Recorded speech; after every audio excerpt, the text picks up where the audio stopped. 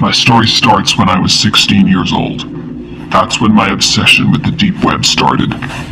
I tell this story as a warning. If you're curious about the deep web like I was, you'll go on regardless. Just please remember that horrific stories like the one I'm about to tell you are not uncommon on the deep web. As I was saying, I was 16 years old, and I was petrified that my dad would check the internet browsing history or work out what cookies were. He wasn't great with computers, but he was a smart guy, and I was so afraid that he'd find out all the stuff that I wanted to look at. And that scenario was scarier than anything the deep web could throw at me. How little I knew then. A friend at school had a similar predicament. He was an IT geek. It seemed like there wasn't anything he didn't know about computers. One day, I went over to his house after school, and with only his mild-mannered mom home, he knew it'd be safe to show me around the deep web. He'd explained that Tor would reroute my IP address and location so many times that I'd be untraceable, and that nobody, especially my dad, would be able to see what I'd been looking at. He showed me the hidden wiki and Silk Road, 2.0 I think it was at the time, and my mind was blown at all the crazy illegal things that we were seeing on his PC. At that age, I didn't even know what half the drugs were, but I pretended to be knowledgeable to impress my friend. He then took me to some porn sites, and wow. Although we didn't linger on them too long while we were hanging out at his place, my curiosity had absolutely been piqued. I knew what I was doing when I got home. That night, I went online, downloaded Tor, and started slowly browsing. Emphasis on slowly. Tor is not known for its speed. But I was patient because I wanted to see what it had on offer. There wasn't a lot of information on the deep web about how to use the deep web. It seemed to be one of those things you just had to know or keep fooling around on until you got it. So I started watching YouTube videos about the deep web, and I found them so utterly fascinating. My obsession almost became more about the deep web and the intrigue of it, rather than the actual content I was looking for. I'd go on every night when I knew I'd have an hour or so of privacy, and I became fairly familiar with how it all worked. Or so I thought. I'd text my friend from school and we'd swap links and often navigate the same sites. It was generally pretty dull, as new links often ended up being dead ends. But when we did find something on the fucked up side of things, it was always comforting to see one of my friend's familiar usernames on the forums. When things got a bit weird or scary, we'd always be there to rescue each other. We'd communicate by text so it couldn't be seen by other users. One night, it all changed. My friend had found this weird fetishy site. He sent me the link to what he said were all these beautiful models. The interface was really basic, and the intro screen just said, "Are you sure you want to enter?" The message was simple, but it seemed so personal that it made me feel uneasy. Of course, I entered, and I found the usual kind of webcam setup. This model my friend was talking about was on the cam and was tied to a chair. I thought it was some kind of dom-sub kind of deal, and he was right, the model was amazing. The messages on the live chat on the left-hand side of the screen were the usual kind of sexual fantasies. What I didn't realize was that the show hadn't started yet. And the second that it started, the messages changed. The man who appeared to be the captor entered the frame with the tied-up model. It was at this point when the model reacted with a confused fear that it appeared that they were drugged. Immediately it hit me how much I empathized with this poor model. What was I doing watching this? Why couldn't I look away? Suddenly the man looked into the camera and held up a sign. The sign was asking for Bitcoin to purchase requests. The requests that came through the chat window were so fucking horrific I can't repeat them.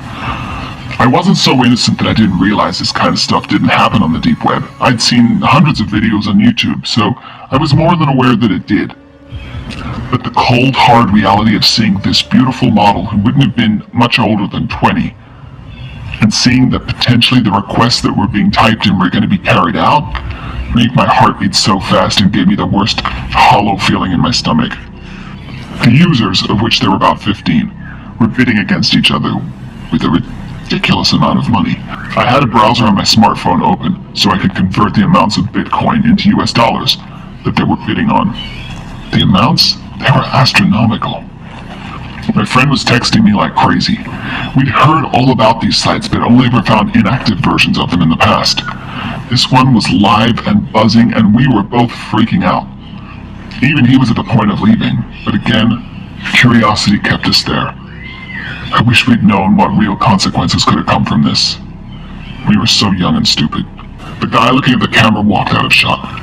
The chat window returned to users chatting amongst themselves as evidently a bid had been accepted and the first act was about to happen. Their anticipation was wild.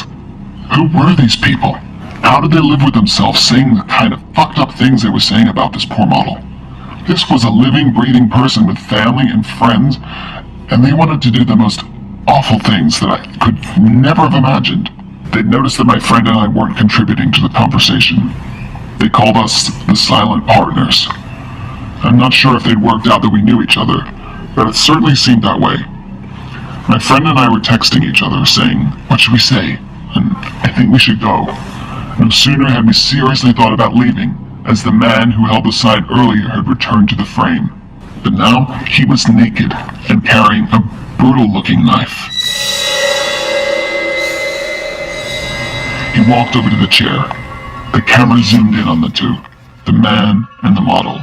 Now all the details could be viewed by all. The man with the knife literally pushed his knife right into the model's side below their ribs.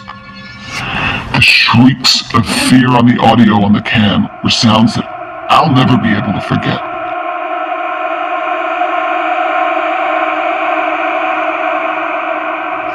My entire body flushed with panic, fear, and uncontrollable anger, especially when I saw how the others were chatting, delighting in the shocking torture. The calculated lack of hesitation and empathy on the part of the man with the knife was so confronting that I could literally taste bile in my mouth. What he started doing next was so utterly horrific that I just snapped into another mode that I didn't know I had. I wanted to save this poor model who was being so shockingly abused that I stupidly typed into the chat.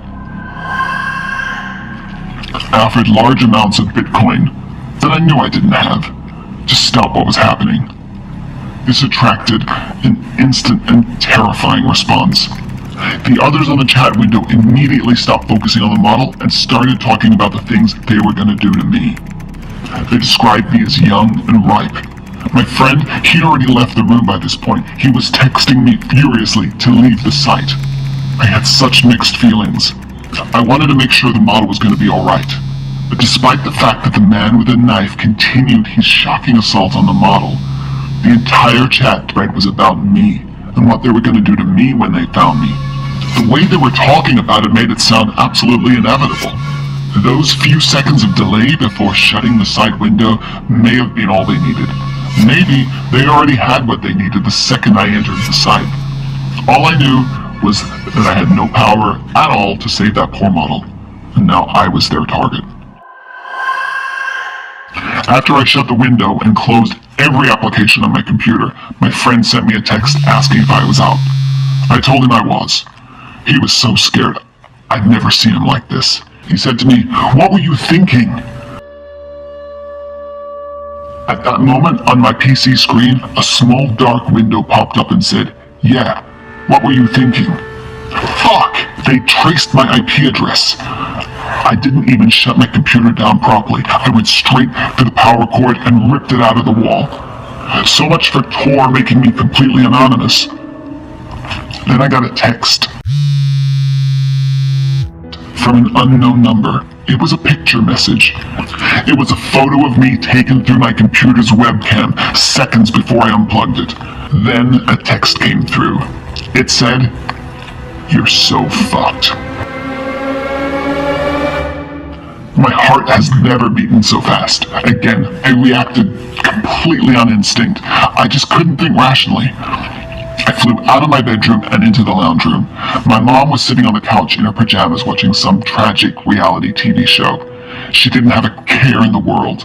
What I would have given to have been in the dark about what lay beneath human nature on the deep web. She could see the panic in my eyes and the body language. "Are you okay?" she asked, sitting upright in her chair. My phone vibrated again.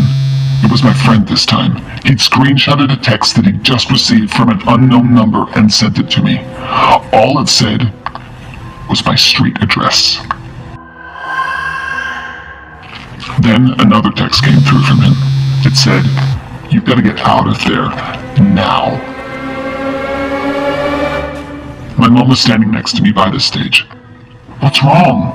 she asked with a panicked concern. Her sympathy and humanity made me tear up, and all I could say was, "Mom, I've done something really bad." She asked me what I'd done, and she had no idea about what it could be, and I was an incoherent, blubbering mess by this stage. She started crying too because she felt so helpless. I managed to say, "We need to get out of here," to her. My mom snapped into this maternal mode and grabbed my hand, the car keys, and her jacket, and we were out the front door and into the car, which was parked onto the street, so quickly that I almost can't remember it happening. My body was in total shock by this point. I was shaking all over. She kept telling me to breathe as she did up my seatbelt. She didn't even want to know any answers. She just wanted for me to be okay. I felt so scared, but so safe with her. She'd started the engine and got the car moving in no time. Then I got another text from that same unknown number. All it said was, "The car's number plate." My head immediately started darting from the front to the side to the rear of the moving car. I must have looked like I was from a psych ward. My mom grabbed the phone out of instinct and threw it out the window. My initial reaction was a heightened, uncontrolled panic. I felt like now all of my control of the situation, which was limited in the first place, was totally gone. Finally, my dinner ended up all over the car. I threw up so violently that the passenger window was almost completely covered in a brown, viscous version of my mom's spaghetti bolognese. "We're going to the hospital right now," my mom screamed. "I don't know what else to do," she wailed as she half tried to comfort me, clean me, and drive. She was like Superwoman. I never loved my mom more than at that very moment. I also realized that without my smartphone, they wouldn't have GPS on my location. Without knowing it, she had thrown them off our tail. She kept telling me to breathe, which I did, while trying to mop up the vomit all over the passenger side. All I could keep saying was, "I'm sorry, I'm sorry," and she kept reassuring me that it was okay. As we flew down the highway, I felt like I could finally breathe normally and actually talk. "Mom, we need to get out of this car. They know the number plate." "Who's they?" she asked. "I don't know," I responded. "We need to pull over, park this as soon as we can, and get a taxi." Then her phone rang. I nearly jumped out of my seat. My heart rate was straight back from 0 to hero. It was my dad. I breathed. She put him on speaker. She told him that we just had to head out for a bit and that we'd gone for an ice cream. She did it so calmly that he totally bought it. I even managed to pipe in that I'd really like him to come. I must have done a good enough job because unbelievably he agreed. Maybe he was just shocked and stoked that his teenage son was speaking to him so nicely and that I had such a PG-13 request of him. I felt so relieved to know that he was out of the house.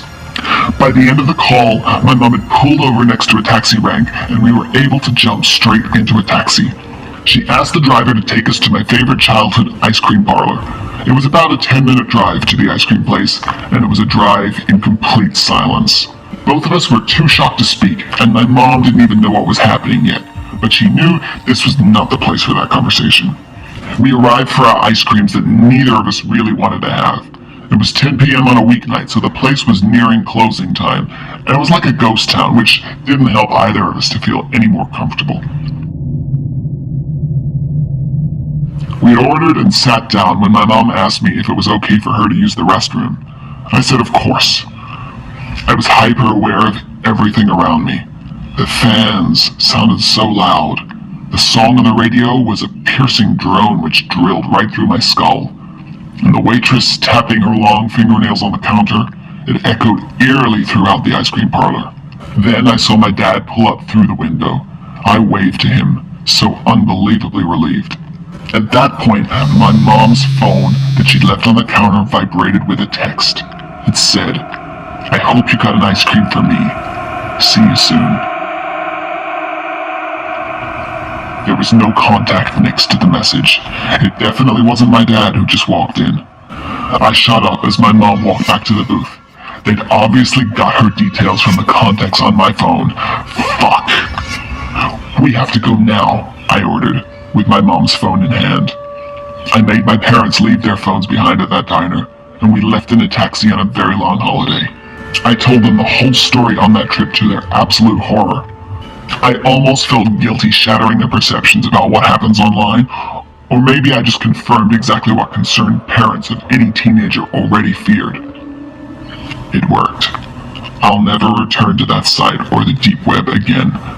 I just can't face it. I feel like the incident took years off my life. I'm not telling you this story to keep you off the deep web because, like I said, if you're curious, there's nothing I'll be able to do to stop you from going on. Just, please, be careful. There is some fucked up shit on there. Who knows whatever happened to that model?